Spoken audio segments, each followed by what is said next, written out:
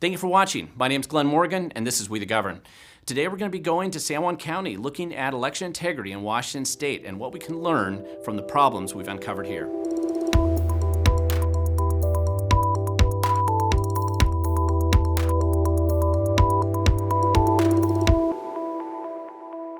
So we're back to talking about election integrity again. I know I've done a number of videos on this subject, and each one I hope provides just a little bit more insight into the topic and the reality of the issues that we're trying to face and address when it comes to trying to improve this system in Washington State. Now, there's always a trigger warning that I have to give in the beginning of this video because we are under Governor Inslee's endless lockdown right now, and nothing I say in this video has been approved by Inslee's Ministry of COVID Compliance. And so even though I'm not talking about the pandemic or COVID at all, I'm sure that some algorithm or some angry person at the governor's office doesn't want you to hear what I have to say. So let's go and get to the topic at hand. And just in case you aren't familiar with Washington State, San Juan County is going to be where we're going. It's a little island county in the northwest part of Washington, not too far from Canada. Best way to get there is usually from the ferry that leaves Anacortes. That's the way most people get to San Juan County. And it's really a beautiful place. It's a group of islands that I've been going up there since I was a kid, as my parents and grandparents did before them. I just took my kids out there to camp at Moran State Park. It's a beautiful place, and I've spent a lot of time up there over the years. And so it's usually not the place that you would think about talking about some critical issue as it relates to government policy in Washington State, in particular elections. However, recently, at an August 29th Skagit County hearing about election integrity in just a few weeks ago, we had an employee who had actually worked for San Juan County elections, a paid employee. A temporary employee gets paid for a little while to help with the elections process. And her name was Renee Apolda. I linked to this video that she talks about her experience down below. And I just want to point out that she highlighted a couple of challenges and issues that she found there. And I followed up with her later, and I also followed up with a number of other people who were more familiar with the specific example that she brought up about a recount in San Juan County. And I wanted to just look into it because it really sounds like it kind of highlights some problems. And the backstory of this, really, we have to look at one of the islands specifically, which is Orcas Island here. So Orcas Island is just one of the islands in San Juan County. There's a number of them. And it is going to be the main focus of this video because it ultimately came down to some issues that had happened there during this last election cycle. And it's a relatively small island, about 57 square miles. You've got about 5,400 people roughly in the last 2010 census. And again, as I mentioned, I brought my kids out to Moran State Park this summer. We've been up there many, many times. Mount Constitution is kind of one of the iconic places in the San Juans, second only probably to Friday Harbor as far as number of places that tourists or people who want to go visit the islands, that's where they go. And we really, to give the background of the story, you have to go back to the governor's race of 2020, in which Governor Inslee was running for his third term, and he was being challenged after the primary by Lauren Culp. And he was the Republican candidate versus Inslee. So there's a big political race going on, and one of the local Republican state committee women, Cindy Carter, when she saw the results, she thought that in a precinct that she was familiar with on Orcas Island, thought that the results didn't match what she would expect in that election case for the governor's race anyway. And part of the thing to remember is this is a very small community, and you do tend to know most of the people who live there.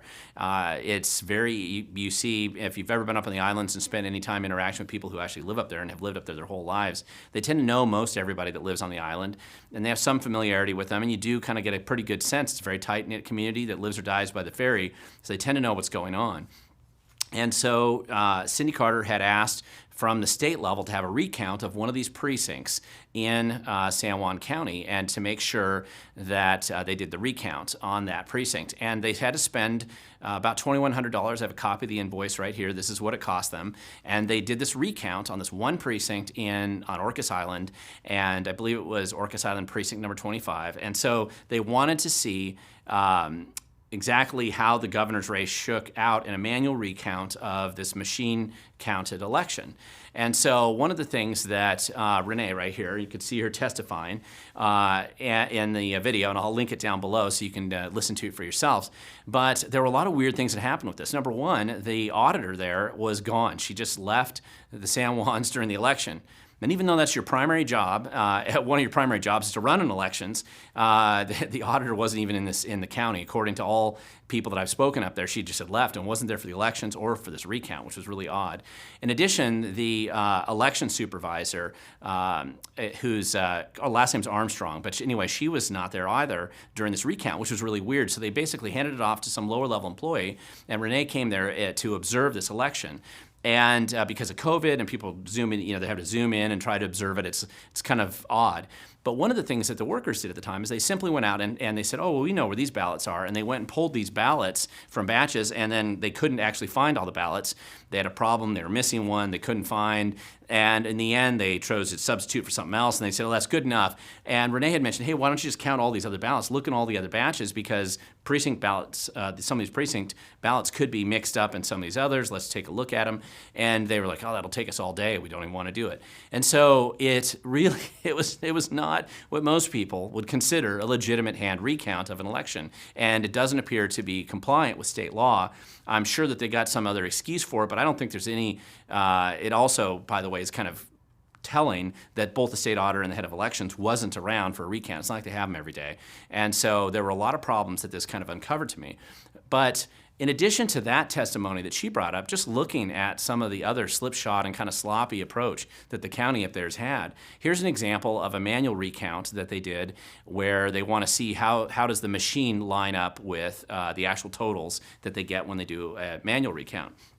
In this case, this is actually 2020, the Democrat primary, Biden versus Sanders, and how did it actually show up? You can see those numbers didn't match, and yet the auditor's office just checks it and says, yeah, it matched, it's fine. No, it didn't match. If you go back and you look at it, it clearly did not match. No matter what you want to say, 157 does not equal 160, and although the outcome in this wouldn't overall may not have changed just from this manual recount, it clearly shows that there's something wrong with the system and with the count that they had. And if you're going to be sloppy enough to go down here and say, hey, it matched, and come up with an excuse as to why it matched when it clearly didn't, there's clearly something wrong.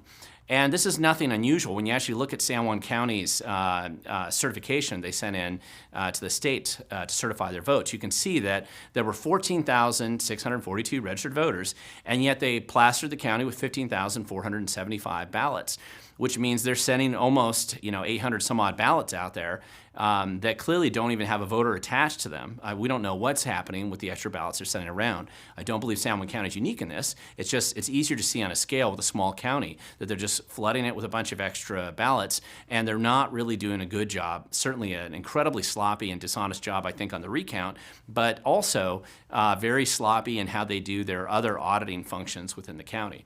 Now, for a long time, there have been concerns raised by people in how San Juan County's managed its ballots. They have drop boxes on these islands, and what happens is they assign people to go out and grab these ballots from the drop boxes, and they just simply have them in a bag at their house, usually overnight, waiting for the ferry the next day or some way to get the ballots back to the auditor's office in Friday Harbor. And there's really no supervision or there's no chain of custody on these ballots, and it's been a continuous problem for a long time. People have raised this issue. The auditor's office up there denies it, doesn't want to have anything, doesn't want to pretend like there's anything going on. They want to pretend like there's nothing happening at all. And yet it raises all kinds of questions as to what's going on with the ballots in San Juan County. It's not exactly friendly Republican territory. Trump got about 22% of the vote or so. It's not like he was going to win San Juan County, so this isn't a discussion of Trump or anybody else. It's a question of process and election integrity in a small county like Washington State, and it's one of the smaller ones, San Juan County. And if they can't get it right and they can't do it right there, exactly what's going on with a lot of these bigger counties. So I think it's just important to focus on situations like this. Those of us who care about election integrity, Washington State, even if Governor Inslee wants us on permanent and endless lockdown and panic, we still want to get things fixed. We want to pay attention to the processes that are flawed. We want to identify real problems that should be solved in the state, and I think San Juan County gives us a good place to start, not the only one by far, but at least a good place to start and to get involved and get engaged, start to change how the system works right now, start fixing some of these obvious flaws. So if you want to learn more, please, I encourage you to go down below, go to some of the links. You'll see the video of Renee's testimony. You'll also see a direct link to our website. Go to wethegovern.com if you want to learn more. And remember, as I always close every video, the future does belong to those who show up.